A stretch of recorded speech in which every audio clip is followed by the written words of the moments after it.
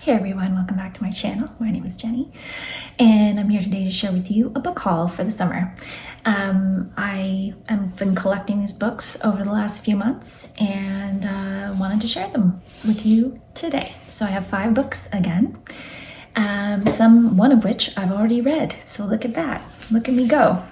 2 of these books I've actually already read, and I found them at a store that has a used section as well as a new section.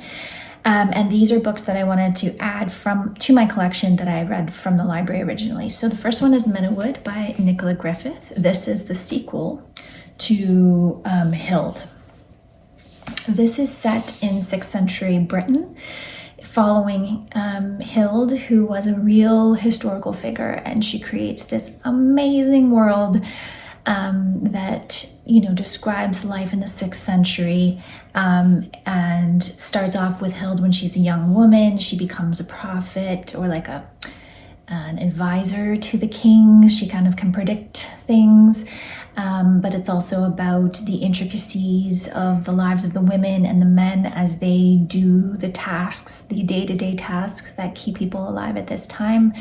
And as Hild ages, she becomes more powerful and leads armies herself, and creates her own little world, her own little village and own community in Menewood. So these are brilliant books. I love them. I want to have them in my collection. So I found this one, and we'll find Hild as well. Hopefully it's not too hard to find a nice copy of Hild to add to that one.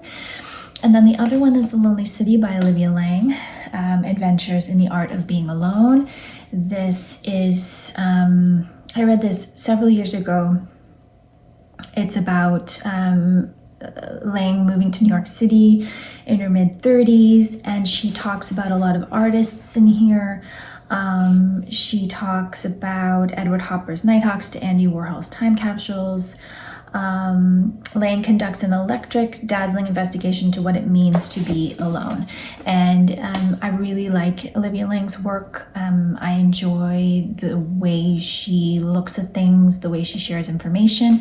And so this was a really nice hardcover copy that I'm adding to my collection, because I definitely will want to read this again someday.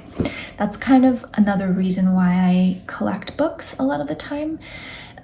Is that I anticipate that in the future I may want to reread them, and so I want to make sure that I have copies for my own personal library. So I'm kind of starting to collect books in a more curatorial fashion, where I'm creating a library of books that, if I could never buy another book again or go to the library again, I would have these books that I love, that I could reread multiple times without feeling sad. That's kind of my philosophy about my personal book collection, most of which is in these shelves. So it's not that big, but it's important to me. The next one is Why Women Grow by Alice Vincent, and I have already read this one. So I picked this up completely impulsively off the shelf at the bookstore when I went to pick up another book. And I am a gardener, and my mother is a gardener, and my sister is a gardener, and my grandmother was a gardener. So that is what this book is about. This book is about women who choose to have gardens, and what that means to them, what that means politically, what it means personally, what it means emotionally, why we garden, what compels us to put our hands in the soil, what we get out of a garden, but also what our gardens give others. So it's a really beautiful reflection. Alice Vincent talks a lot about her own personal journey with her garden, her own personal feelings about how she thinks about her future, getting married, motherhood, being a woman, how all those things combine in and reflect in her feelings about her garden. So I do have a wrap up. This will be in my July wrap up, and the reason I wanted to read it right away was because I wanted to send it to my mom, so that she can read it, because it made me think of her, of course, because she's the most prolific gardener that I know personally. So yeah, Why Women Grow. Yeah, and then I have another novel, which my mother actually purchased for me when she was visiting me, called Riverwork by Lisa Robertson.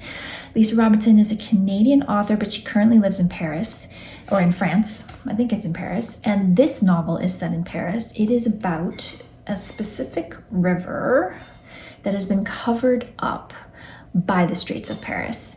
And this woman, Lucy Frost, is an insomniac cleaning woman who writes in a notebook at night. She documents several disappearances, all in Paris. The Bièvre River, undergrounded in 1912, for centuries the core of Paris's textile industries. Her great aunt, who in her youth researched the absent river and who vanished, leaving her papers to her niece, and the river's laundresses, among France's earliest labor and ecological activists. So this is, a very highly researched novel that talks about, forgotten industries, forgotten women who worked along this river that was covered over.